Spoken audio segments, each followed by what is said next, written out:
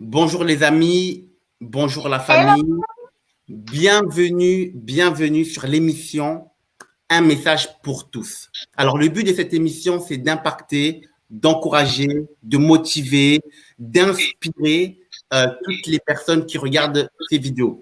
Donc, cette émission a un seul but, c'est, du coup, je l'ai déjà dit, je me répète, mais chaque semaine, j'aurai un invité qui va parler sur une thématique bien différente.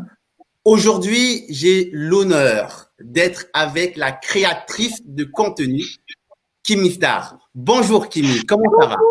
Coucou tout le monde, j'espère que vous allez bien. Coucou, salut. Alors, comment tu vas Kimi? Ça va bien, ça va très bien et toi? Nickel. Alors du coup, j'ai pu voir que tu t'appelles Kimi Star. Pourquoi le star après Kimi? Alors, c'est mon père qui m'a appelé Kimi Star, en réalité. Donc, Kimi, ce sont mes initiales, mon nom et mes trois prénoms. Et il a D'accord? ajouté Star. Et avec un S, il m'appelait la star des stars. Parce qu'il disait, en fait, qu'il pensait que j'allais exceller dans un ou plusieurs domaines dans ma vie. Il me voyait vraiment, voilà, performer dans différents domaines et briller comme une étoile. Donc, c'est pour ça qu'il m'appelle, en fait, Kimi Star. Je suis totalement d'accord que ton père, en fait, il a eu la vision, en fait, Amen.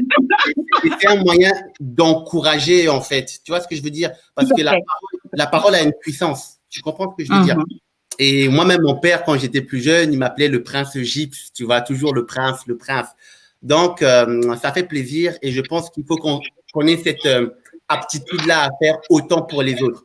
Donc, aujourd'hui, la thématique que je t'ai donnée il y a peut-être une semaine et demie, 2 semaines, c'était C'est ça. existe-t-il existe-t-il des relations sans réciprocité?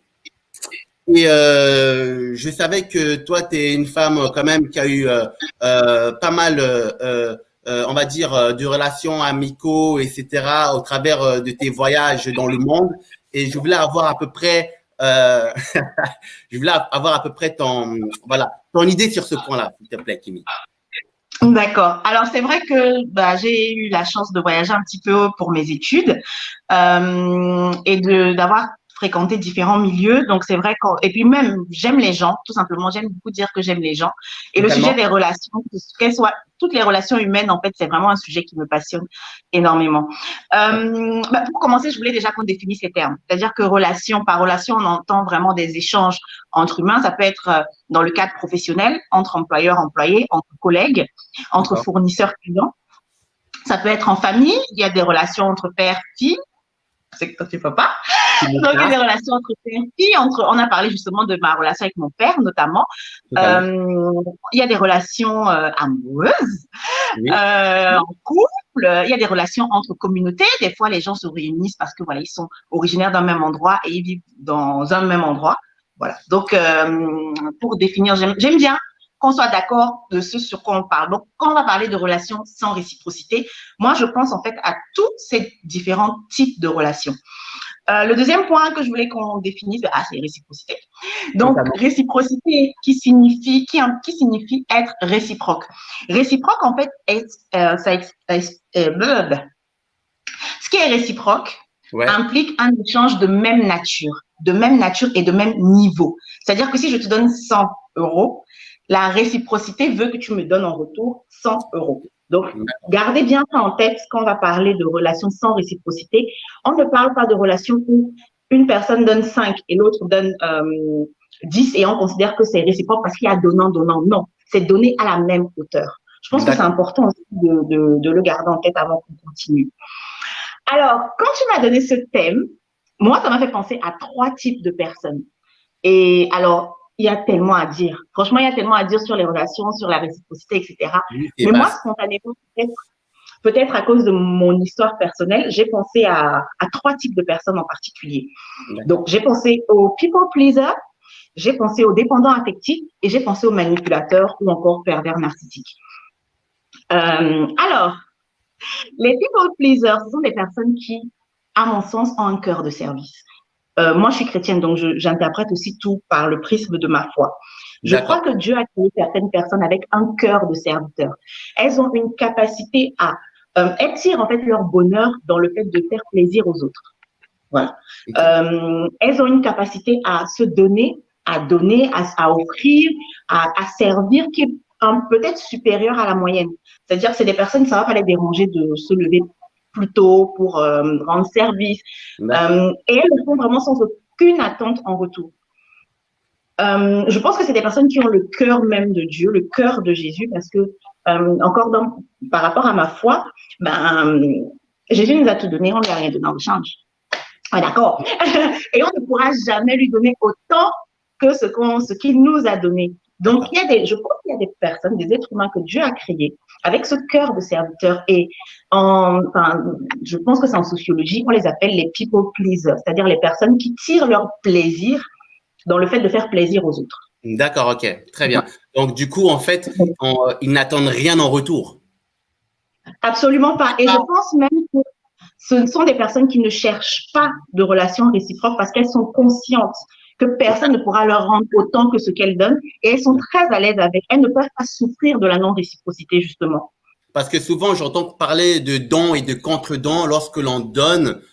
Quelque part, on attend toujours quelque chose. Alors, c'est bien que tu le dises, que ça existe ce type de personnes-là qui sont vraiment sans réciprocité dans une relation quelque part aussi qui peut être saine. Après, concernant les deux prochains points, je pense que là, la relation, elle n'est pas très saine. Et franchement, j'ai hâte de savoir ce que tu vas dire là par rapport à ces deux prochaines. Alors, par rapport aux deux prochains types, le deuxième type, ce sont les dépendants affectifs.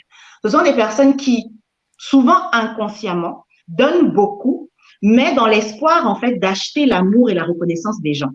Alors, j'insiste sur le fait que c'est inconscient. C'est-à-dire que quand elles le font, elles n'ont pas l'impression qu'elles le font pour t'acheter ou qu'elles te font plaisir. Elles pensent qu'elles veulent te faire plaisir. Mais au fond d'elles-mêmes, elles sont dans l'attente de recevoir. C'est dans notre entourage, je pense qu'on a tous quelqu'un comme ça dans notre entourage qui va dire toujours c'est moi qui t'appelle. Toujours c'est moi qui t'invite. Tu m'invites aussi quand? Voilà. En fait, et pourtant, et c'est souvent cette personne-là, elle ne pense pas à mal, mais elle, son tissu émotionnel est constitué de telle sorte que pour elle, donner, c'est recevoir. Et elle a tellement envie de recevoir d'amour qu'elle se dit que plus elle en donne, plus elle va en recevoir. Et elle peut souffrir du coup de la non-réciprocité. D'accord, ok. Je vois. Donc, voilà, c'est le deuxième type de personnes. Donc, c'est les dépendants affectifs. Et le troisième type, les pervers narcissiques ou les manipulateurs. Oh, les pervers. J'ai un ami qui a connu une perverse narcissique et dis-toi que c'est… Oui, parce qu'il y a des femmes aussi. C'est bien de le préciser parce que souvent, quand on pense pervers narcissique, on pense beaucoup aux hommes. Totalement. Mais il y a des femmes aussi qui sont perverses narcissiques, en fait. Et il n'y a pas que la perversité narcissique comme type de narcissisme. Mais ça, ce sera un autre sujet. Donc, ce sont des personnes qui, quand elles rentrent en contact avec toi ou en relation avec toi, quand elles viennent de te rencontrer, vont te donner beaucoup. Ils vont te donner elles vont te donner beaucoup. D'accord. OK. Elles seront au petit point. Elles vont tout faire pour te contenter, vraiment tout faire pour que tu sois à l'aise, que tu sois épanoui. Avec un certain charisme. Ouais. Toujours très charismatique, avec des parfums qui sentent très bons. Mais qui vont stopper net du jour au lendemain. OK. Et en fait, tout le long de la relation, tu vas te retrouver en train de chercher à compenser. Et elles vont te donner le sentiment que c'est à toi maintenant de compenser, que tu ne mérites plus tout ce qu'elles ont fait pour toi par avant et que c'est à toi de compenser. Et finalement, elles vont se retrouver en train de récupérer au centuple tout ce qu'elles ont investi sur toi. D'accord. Ce sont des traders de l'émotion. Ce sont des traders de l'émotion. Ce sont des personnes qui savent susciter de l'émotion pour recevoir en retour. Mais la question que je me pose, c'est que lorsqu'on est pris dans ce type de filet-là, de la troisième personne, comme tu as parlé de perverse narcissique, est-ce qu'on est en mesure de s'en sortir tout seul? Ça dépend des personnes. Ça dépend des personnes. Mais moi, surtout que, toi et moi, on est, je suis métisse, je suis noire. Dans la communauté afro, il y a beaucoup le tabou du psychologue, mais il ne faut pas avoir honte de faire appel à des professionnels. Quand on a mal à la tête, on va chez le généraliste. Quand on a mal aux dents, on va chez le dentiste. Quand on a un problème avec ses émotions, avec son mental, on va chez un psychologue ou un psychiatre. Il n'y a aucun tabou à avoir par rapport à ça. Je crois que les personnes qui sont prises dans les filets des pervers narcissiques, déjà ne s'en rendent pas compte elles-mêmes. Souvent, c'est la famille, en fait, c'est l'entourage qui constate le changement, qui constate l'emprise que cette personne-là a sur elle, sur les victimes. Et je pense que pour s'en sortir, ça dépend vraiment. Certaines personnes peuvent s'en sortir seules. Moi, pour le coup, j'ai déjà été dans ce type de relation et j'ai eu besoin de quelques séances de psychologie. En plus de la prière, je suis chrétienne, de la prière, du jeûne, il m'a fallu des séances de psychologie pour comprendre pourquoi est-ce que je me suis laissée aller à ce type de relation. Donc, parce que ce que je constate, c'est que lorsqu'on est dans cette non-réciprocité, quelque part, on est pris, on va dire, dans cette réciprocité, cette non-réciprocité, elle exerce en fait en nous une attraction vers ce type de personne qui fait en sorte qu'on est tellement attiré qu'on n'arrive pas à s'en défaire tout seul. C'est exactement ça. Et d'ailleurs, si je peux compléter, souvent, les pervers narcissiques, en fait, savent détecter les dépendants affectifs. D'accord, ok. Et là, pour eux, c'est du pain béni. C'est-à-dire qu'il va tout donner à un dépendant affectif. La personne sera encore, waouh, elle m'a donné tout ça alors que je n'ai même rien demandé. Et ensuite, quand il arrête, ben, le dépendant affectif qui, lui, dans sa logique, se dit que pour recevoir, il faut donner, continue de donner, donne à fond, à fond, à fond. J'ai encore une petite dernière question, c'est lorsqu'on est dans ce type de relation, est-ce qu'il est possible de revenir à zéro et de repartir sur une base saine où c'est complètement, où il faut oublier, il faut dire il faut complètement oublier? Bon, alors, les avis divergent. Sincèrement, les avis divergent sur la question. Moi, personnellement, je pense qu'il y a un proverbe chez moi au Cameroun qui dit « On t'achète au prix où tu te vends ». On t'achète au prix où on te vend. D'accord. Voilà. C'est-à-dire qu'à partir du moment où tu as posé certaines bases dans une relation, c'est un peu comme si tu disais mon employeur m'a embauché pour remplacer 2 personnes. D'accord? J'ai accepté de remplacer les 2 personnes pour 1 500 €. Et du jour au lendemain, je lui dis oui, mais en fait, non, maintenant, il faut que tu me payes 3 000 €. Alors que ça fait 5 ans que tu fais le travail de 2 personnes pour 1 500 €. Tu vas te renvoyer, va chercher quelqu'un d'autre. Totalement. Clair. Donc, c'est exactement la même chose, en fait. Et c'est pour ça que je vous disais au début de garder bien à l'esprit que les relations fonctionnent de la même manière, qu'elles soient professionnelles, personnelles, familiales ou autres. Ce qu'on accepte dès le départ, le tissu qu'on accepte de tisser avec l'autre personne, finalement, sert de base et c'est très compliqué à changer. Pour moi, même parfois un peu plus. Okay. Alors, pour moi, quand je parle de mon point de vue concernant la relation sans réciprocité, c'est une relation qui, quelque part, n'est pas saine, dans un premier temps. Et c'est une relation où l'autre se sert de soi-même pour assouvir ses propres intérêts, ses propres désirs. Alors, dans la Bible, il est écrit aime ton prochain comme toi-même. Pour moi, ça veut tout dire. Ça veut dire la relation que tu as avec l'autre doit être la même relation que tu veux que ça se passe avec toi-même. Je pense que tu ne veux pas qu'on te fasse du mal, alors ne fais pas du mal à l'autre. Tu vois ce que je veux dire? Donc, pour moi, cette relation-là, elle est complètement…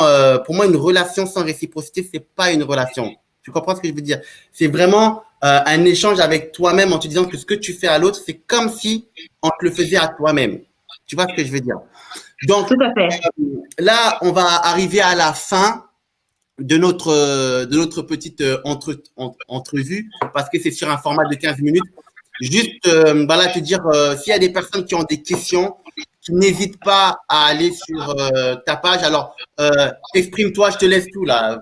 Dis-nous tout là, Kimi. Alors, je voulais juste je m'étais dit, s'il nous restait 1 minute, s'il y a une chose qu'on doit retenir, c'est quelles sont nos motivations. D'une part, quelles sont nos motivations quand on donne? Est-ce qu'on donne parce qu'on attend? Soyons honnêtes, soyons sincères envers nous-mêmes. Quelles sont nos motivations? Et d'autre part, quelles sont nos motivations quand on reste dans des relations toxiques? Tu es dans ce boulot, tu travailles pour 5 personnes et on te paye pour une seule personne. Pourquoi tu restes? Sont tes motivations? Est-ce que c'est la peur? Comment tu peux te délester de cette peur? Est-ce que c'est le manque de compétences? Comment tu peux gagner en compétences? Voilà. Sonder nos motivations. Je pense que pour moi, c'est vraiment la conclusion de ce thème. Quelles sont tes motivations à donner? Quelles sont tes motivations pour rester? Et pour toutes les personnes qui veulent te contacter ou te poser des questions, comment ils font? Alors, j'ai créé récemment une page Facebook, Kimi Star, tout simplement. KIMYSTARS. Voilà, n'hésitez pas. Suivez-moi sur Instagram, sur ma page. Je fais régulièrement des vidéos sur les mêmes sujets. D'accord, très bien. Kimi, je te remercie pour ce temps précieux Et, merci à toi de m'avoir invité. On se dit à très vite. À bientôt. Salut tout le monde. Salut tout le monde. Ciao, ciao et merci.